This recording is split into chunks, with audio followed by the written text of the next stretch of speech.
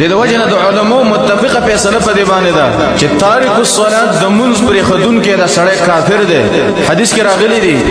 د کافر او د مسلمان په منځ کې فرق هغه منځ دی. که یو سړی منځ کوي نو دا سړی مسلمان دی مؤمن دی، که چا منځ نه کوي نو دا سړی کافر او مشرک دی. بل حدیث کې راغلی دی مسند احمد کې حدیث دی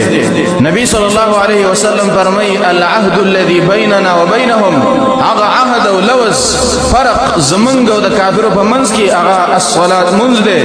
فمن ترکها فقد كفر چا چې منځ پرې خدای دې سړی کفر وکړ دا کافر شو. عمر رضی الله عنه ویل لا حظ في الاسلام په اسلام کې د هغه چا برخه نشته ده لمن ترک الصلاه څوک چې منځ پرې دي. نو څوک چې منځ پرې دي عمر رضی الله عنه وایي چې د مسلمانانو کومه برخه په غنیمت کې چې کومه برخه د مسلمانانو رسي هغه به د تارک الصلاه د پر نه نو مون چې څوک پرې دي هغه به د مسلمانانو په جماعت کې نه حسابيږي او د مسلمانانو برخه به هغه نه ورکول کېږي. د وجه شقیق ابن عبد الله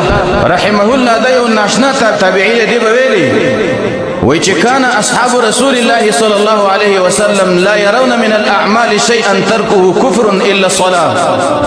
وای ما د نبی صلی الله علیه وسلم ملګری لیدلی او د نبی صلی الله علیه وسلم ملګری وو چې د هیڅ یو عمل پر خدل به کفر نه ګڼو مگر د منځ پر خدل به کفر ګڼو چې څوک منځ پرې دی دا سړی کافر دی. د عبد الله ابن عباس رضی الله عنهما قول له دا قول امام مروزی رحمه الله په تعظیم قدر الصلاه کې ذکر کړی دی چې عبد الله ابن عباس رضی الله عنهما وی من ترک الصلاه فقد كفر چا چې منځ پرې خدای په تحقیق سره دی سړی کفر او دا سړی کافر شو. د جابر ابن عبد الله رضی الله عنهما قول له دا قول امام ابن عبد البر رحمه الله په التمهید کې ذکر کړی دی چې من لم يصلي فهو كافر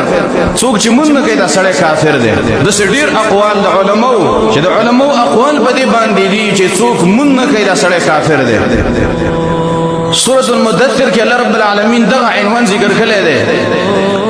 کله چې دا کافران دا ګناګاران خلک جهنم ته لاړ شي نو دا جنتین به دې تپوسو کی چې ما سلککم فی سقر اے جهنمینو چې تاسو اوس به جهنم کې پراتی وای دي سقر لچی شرا واستلای ولی اوس به جهنم کې پراتی وای نو قالوا لم نكن من المصلين دی به وای چې موږ دې سقر لذکرالو دي جهنم لا